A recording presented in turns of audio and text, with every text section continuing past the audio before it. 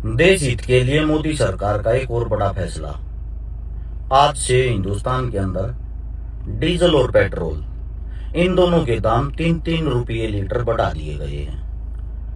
बंगाल चुनाव से पहले ही मैंने आप लोगों को बताया था, लेकिन कुछ मेरे साथी ऐसे हैं जिनकी आंखें बंद है कि जैसे ही चुनाव समाप्त होगा हर चीज के रेटों में बढ़ोतरी कर दी जाएगी। गैस सिलेंडर के दाम पल पल बार बार बढ़ते जा रहे हैं।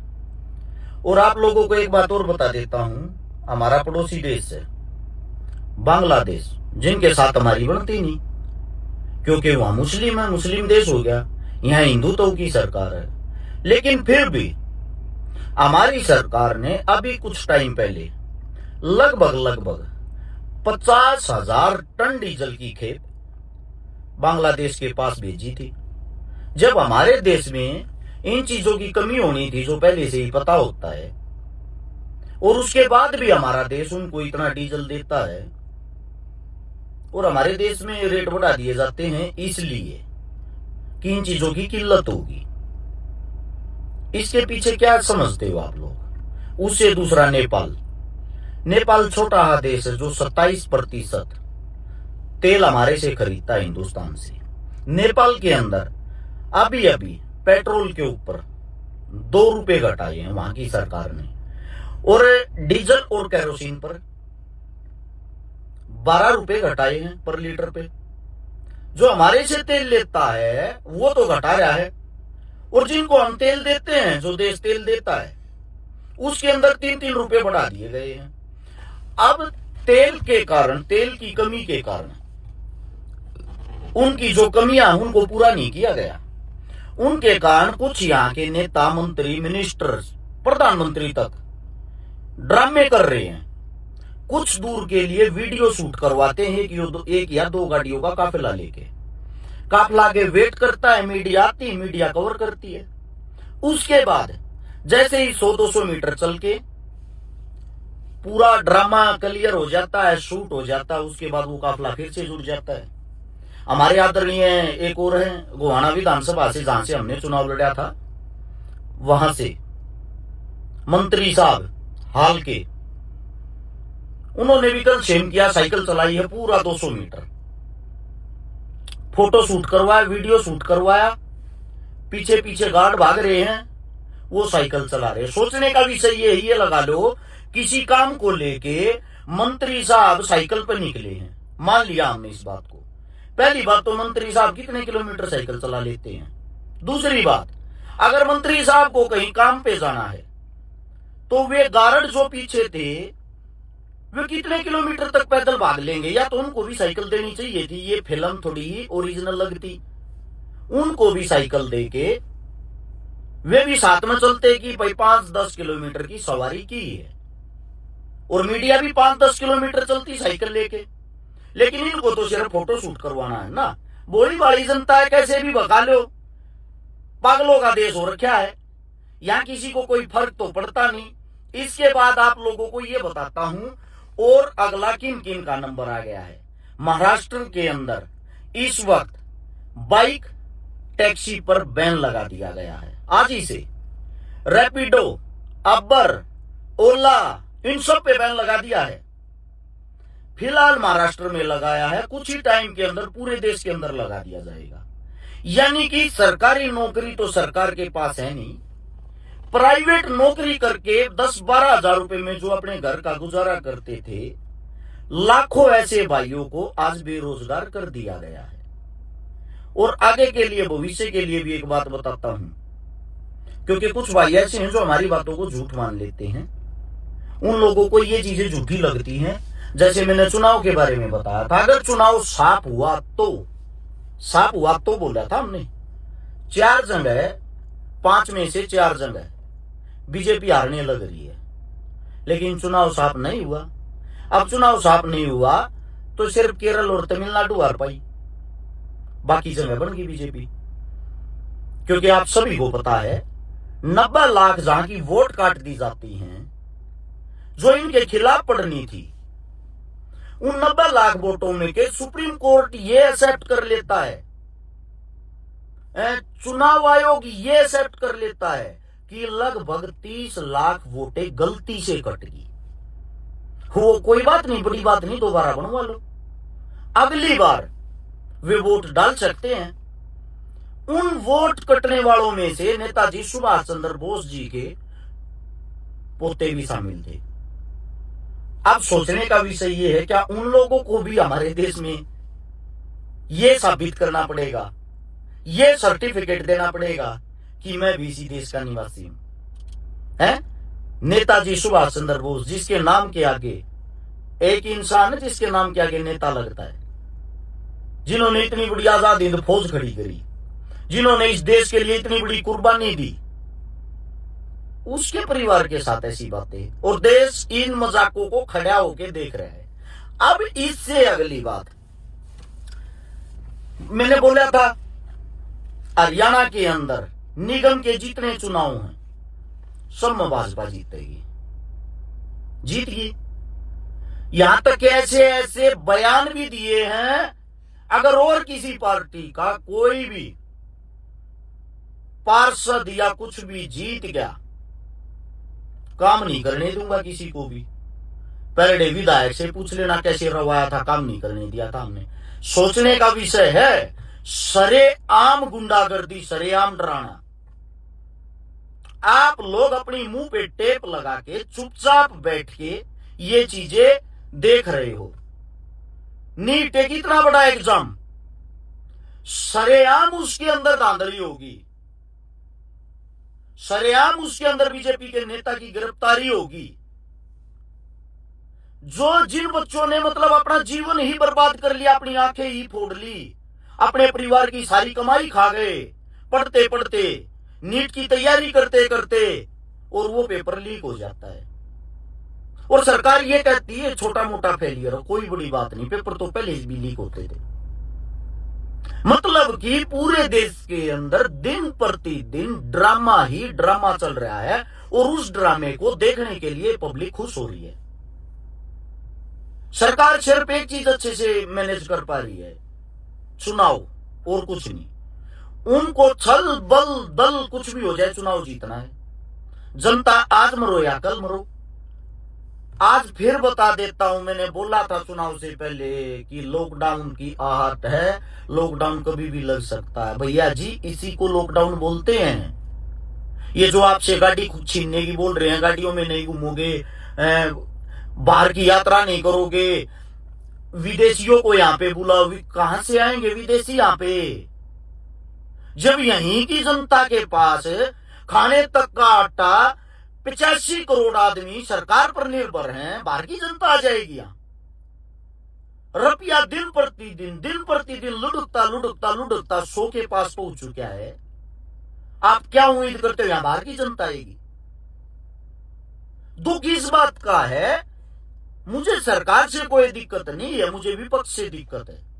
विपक्ष में बैठी जितनी भी पार्टियां हैं वो इतनी गुलाम हो चुकी, उनको इतना डर लगने लग गया कभी तुम्हारे घर ईडी ना आ जाए, सीआईडी ना आ जाए। मतलब यार चूड़िया पहन के बैठ जाओगे क्या ऐसे? इसी को लॉकडाउन से भी बुरी चीजें हैं ये। बस आपको जिंदा इसलिए छोड़ा जाता है कि आपको जीवित रहना ही सबसे बड़ी देशभक्ति लगे। चलो टू बी कंटिन्यू। और बता देता हूं, अभी पंजाब में चुनाव होगा। पंजाब के अंदर इनको चाहे मारकाट करवानी पड़े, मैं मेरी जो टीम थी सभी को बता दिया था। जो राघव चड्डा जो है उसने खाकी निकर डाल ली है, वो जल्दी भाग जाएगा और कम से कम 40 बड़े नेताओं को लेके भागेगा। जो पहले पूर्व विधायक, सांसद, पूर्व सांसद ये सब रहे होंगे या हैं, ये मतलब मेरी सोच थी। लेकिन मैंने यह सोशल मीडिया पे वीडियो बना के तैयार कर रखी थी, डाली नहीं थी। जिस दिन मैं डालने वाला था उससे पहले वो भाग गया, क्योंकि वो थोड़ा 15 दिन पहले भाग गया, उसको 15 दिन बाद भागना था।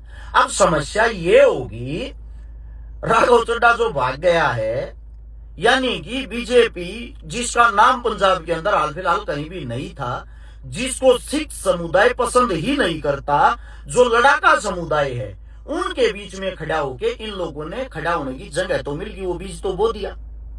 अब आने वाले भविष्य के अंदर वहां देखना ये कैसे सरकार बनाते हैं।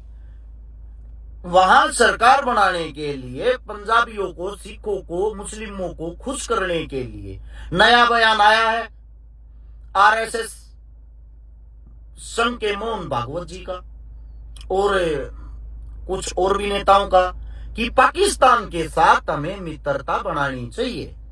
हमारा पड़ोसी देश है, उससे मित्रता बनाने में हमें दुश्मनाई कहां है। जब यही सिख लोग, यही पंजाबी किसान आंदोलन में दिल्ली आके बैठे थे, उस वक्त इन्होंने एक बात कही थी कि तो खालिस्तान नहीं है, पाकिस्तान से फंडिंग है। आज वही लोग ये बोल रहे हैं कि पाकिस्तान हमारा मित्र है। इसका मतलब पाकिस्तान से फंडिंग सरकार की है या इन बेचारों की है। दूसरी बात, इतना बड़ा सिंगर दलजीत, उसको ऑफर दिया जाता है कि भैया तो पार्टी ज्वाइन कर ले। उसने मना कर दिया, नहीं जी मैं कलाकार हूं, कलाकार रहना चाहता हूं, मेरी कोई उम्मीद इच्छा नहीं है पार्टी ज्वाइन करने की। अगले ही दिन उसके ऑफिस पे गोली चल जाती है। गोली चलाने की जो भी जिम्मेदारी लेते हैं उनको जेल से बाहर रिमांड पे लाने की पुलिस प्रशासन के पास कोई अनुमति नहीं। सुप्रीम कोर्ट ने साफ साफ रोक लगा रखी है। इसका मतलब आप क्या समझते हो? अब इसका मतलब तो यही हुआ, सरकार जो है वही तो धमकियां दिलवाती है, वही गोलियां चलवाती है और वही उनको सुरक्षा मुहैया करवाती है। सीधी सीधी बात, ये आतंकवाद नहीं तो और क्या है। दिन प्रतिदिन धमकियां दी जाती हैं, दिन प्रतिदिन गोलियां चलती हैं, क्राइम हद से ज्यादा बढ़ा हुआ है, भूखमरी हद से ज्यादा बढ़ी हुई है, किसी को कोई लेना देना नहीं। एक मूर्खों की बस सेना तैयार कर रखी है। उन मूर्खों को ये जो हमारे देश के राजा साहब हैं, ये शेर नजर आते हैं, बस उनको एक रट लगा दी गई है। शेर कुछ भी करे, आप लोगों को बस चिल्लाना है हमारा शेर नहीं रहेगा, ये हो गया तो हमारा शेर चला जाएगा, ऐसा शेर दोबारा नहीं आएगा। हद होगी यार। इस शेर ने इस देश को मतलब ओहदे मुंह गिरा दिया है और शेर शेर हो रखी है। यानी कि राजा साहब हमारे यहाँ पे तो रोक लगा के और खुद निकल गए बाहर 5 देशों की यात्रा पे, क्योंकि चुनाव की थकावट हो रही थी, वो उतारनी ज्यादा जरूरी थी। और मैं बता देता हूं भाई, मैं थोड़ा कड़वा बोलता हूं और आगे और ज्यादा कड़वा बोलूंगा। इस मारे मेरे घर पे, मेरे परिवार पे और मेरे पे कभी भी हमला हो सकता है। तो मैं पहले ही आप लोगों को ये बता रहा हूं, इन लोगों ने कई बारी कोशिश कर ली लेकिन मैंने आज तक बोला नहीं था। मैं जब तक जिंदा हूं ऐसे ही बेबाक और निडर बोलता रहूंगा। मेरे को तोड़ने की कोशिश की गई थी, अंदर डालने की कोशिश की गई थी, मरवाने की कोशिश की गई थी, वे सारी कोशिशें फिलहाल नाकाम हुई। बताया नहीं मैंने अपना दुख, मैं मतलब किस गर्म आंच पे बैठा रहता हूं सिर्फ एक बात के कारण कि मैं कड़वा बोलता हूं और वो कड़वा सरकार को बुरा लगता है।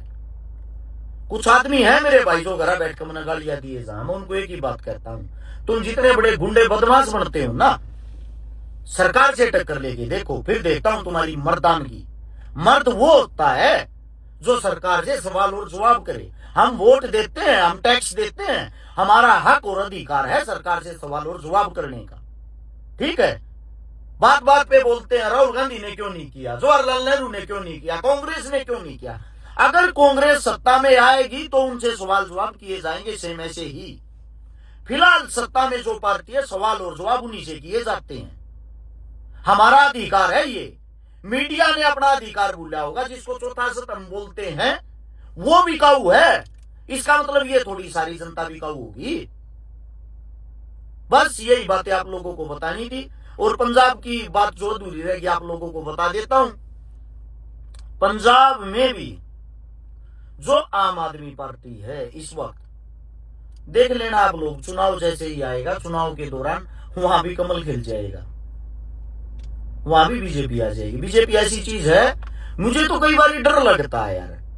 बाहर जितने भी देश हैं उन देशों के अंदर मोदी जैसा लीडर नहीं है। उन बेचारों का देश कैसे विकास करेगा? एक एक मोदी हर एक देश के अंदर होना चाहिए। मुझे तो ये दुख होता है पाकिस्तान में भी मोदी होना चाहिए, ऐसे ही तरक्की हो।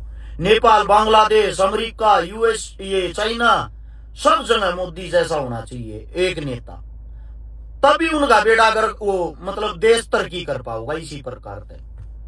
बाकी ठीक है दोस्तों, अपने जीवन का मजा लो, बत्ती भड़का में के पड़ा है भाई। थारे घर भी सीआईडी पुलिस आने लग जाएगी रोज रोज ना, थारे भी मुकदमे लागन लग जाएंगे, तब न विचार आदमी सोशल मीडिया पर गाड़ पकड़ने लग जाएंगे, तुम्हारे परिवार को टारगेट किया जाएगा। इनसे बचने के लिए इन चीजों से दूर रहना चाहिए जो आप लोग कर रहे हो। बड़ा अच्छा, धन्यवाद। शिक्षित लोगों के लिए एक बात, तुम जो तालियां बजा रहे हो ना बैठ के, नंबर तुम्हारा आ गया ना, नौकरियां तुम्हारे से छीन ली, शिक्षा तुम्हारे से छीन ली, तुम ये सोच रहे हो कि तुम अब खुश हो। शिक्षित होते हुए समस्या ये है जो अपने मुंह पे ताला लगा रहा है, तुम अपने बच्चों का भविष्य खा रहे हो एक अनपढ़ लोग के हाथों के कारण। बाकी तुम्हारा जीवन भाई, जिसने जो करना वो ही करेगा। चोरी करके भी गुजारा कर रहे लोग, डाका मार के भी कर रहे हैं, खनन माफिया बन के भी कर रहे हैं, दारू बेच के भी कर रहे हैं, सरकार का पानी मार के भी कर रहे हैं, सरकार के नेताओं का डोलू उठा के भी बन रहे हैं। ये लोगों की एक विधि का विधान हमेशा से चलता आया है। सभी दोस्तों को सलाम, राम राम, जय हिंद।